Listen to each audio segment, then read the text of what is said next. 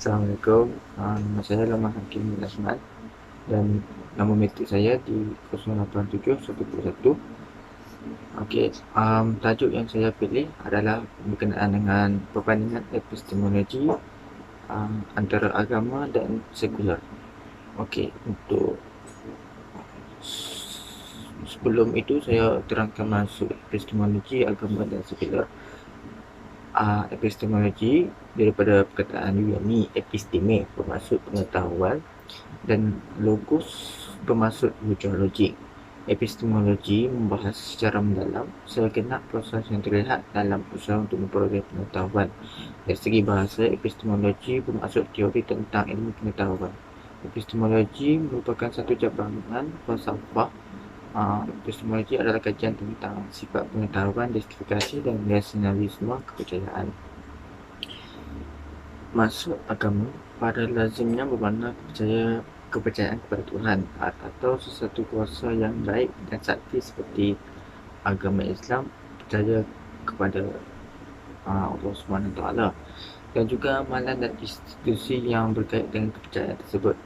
Agama dan kepercayaan merupakan dua perkara yang sangat berkaitan, tetapi agama mempunyai makna yang lebih luas, yakni merujuk kepada satu sistem kepercayaan yang kohesif, dan kepercayaan ini adalah mengenai aspek ketuhanan. Daripada kepercayaan yang hanya melibatkan seseorang individu lazimnya tidak dianggap sebagai sebuah agama. Sebaliknya, agama haruslah melibatkan sebuah komuniti manusia. Daripada itu, agama adalah fenomena masyarakat boleh dikesan dari fenomena seperti yang berikut. Dalam satu perlakuan, iaitu seperti sembahyang, membuat sajian, perayaan dan upacara. Yang kedua, sikap, seperti sikap hormat, kasih ataupun takut kepada kuasa luar biasa dan anggapan suci dan bersih terhadap agama. Yang ketiga, penyataan seperti jampi, mantra dan kalimat suci.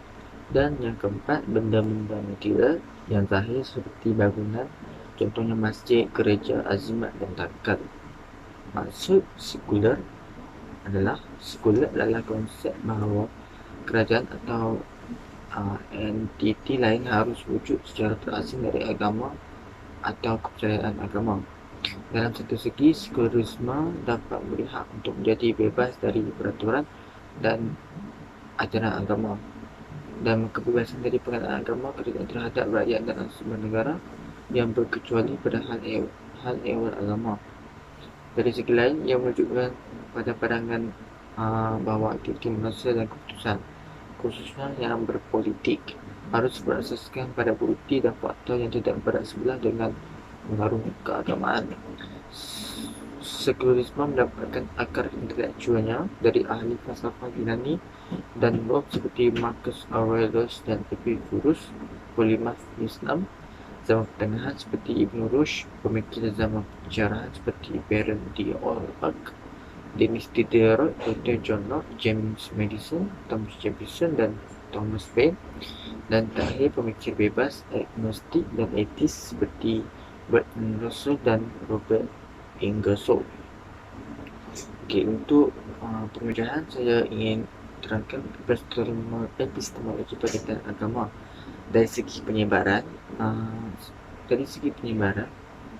Sesuatu agama boleh dibahagi kepada dua jenis, iaitu agama sejagat merupakan agama-agama yang besar dan mempunyai minat untuk menyebarkan agama untuk keseluruhan umat manusia. Sekarang agama jenis ini adalah ke semua manusia tanpa mengira kaum dan bangsa, contohnya agama Islam, Kristian dan Buddha. Agama rakyat merupakan agama yang kecil dan tidak mempunyai sifat dakwah seperti agama sejagat. Amalannya hanya terlihat kepada bangsa tertentu, contohnya agama rakyat China, Taoisme dan agama Sikh.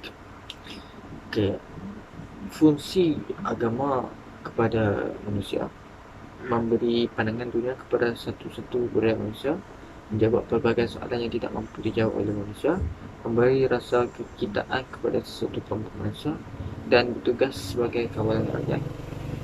Untuk epistemologi berkaitan sekular pula, tujuan dan pendapatan pada sokongan berlari secara lebar laikisme Eropah, ia telah didapatkan bahawa sekularisme adalah satu gerakan terhadap modernisasi dan jauh dari nilai-nilai keagamaan tradisional.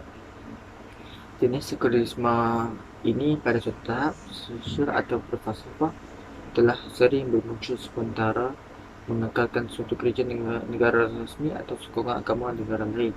Dalam negara-negara juga, gerakan politik Vietnam menyokong sekularisme untuk berlainan alasan. Okey, untuk istilah sekularisme pertama kali digunakan oleh pengarang British George Holyoake pada tahun 1851. Holyoake mencipta istilah sekularisme untuk menjelaskan pandangannya bagi menggalakkan suatu urutan sosial terasing dari agama tanpa secara aktif menyingkirkan atau mengkritik ajaran agama. Dalam istilah politik, sekularisme adalah suatu gerakan terhadap pengasingan agama dan kerajaan, sering diistilah pemisahan gereja dan negara. Ini adalah dirujukkan pada pengurangan ikatan di antara kerajaan dan sebuah agama negara, menggantikan undang-undang berasaskan kitab seperti Torah dan hukum syariat dengan undang-undang sivil, dan menghapuskan perselisihan pada asas agama. Okey, perbandingan antara epistemologi antara agama dan sekular. Dari segi pengenalan, agama pada lazimnya bermakna kepercayaan kepada Tuhan atau sesuatu yang gaib dan sakti. Manakala pada sekular adalah konsep bahawa kerajaan atau entiti lain harus wujud secara terasing dari agama dan atau kepercayaan agama. Untuk dari segi pemujahan agama sebagai kepercayaan pada Tuhan, sifat-sifat seperti kekuasaan serta penerimaan ajaran dan perintahnya. Manakala untuk sekularisme berasaskan pemisahan agama dari semua hal-hal duniawi. Sekularisme menolak peraturan syariah dan lebih suka peraturan selain dari syariah. Walaupun sekularisme mendakwa bahawa undang-undang Tuhan sesuai sesuatu yang diwahyukan dan tidak sesuai lagi pada masa kini. Okay. Untuk refleksi pribadi, saya ingin menyimpulkan secara keseluruhannya, tugas saya ini dapat membantu saya untuk memahami lebih mendalam berkaitan dengan epistemologi antara agama dan sekular. Saya juga dapat memberi beberapa poin untuk menjelaskan lagi tajuk saya dalam video yang singkat ini dengan padat dan jelas. Kelebihan untuk membuat video berdurasi lebih kurang 7 minit ini dapat memberi pemahaman yang ringkas kepada masyarakat. Kelemahannya, video kurang 7 minit ini mungkin tidak mencukupi bagi menjelaskan topik ini secara durasi. Sekian dari saya, terima kasih.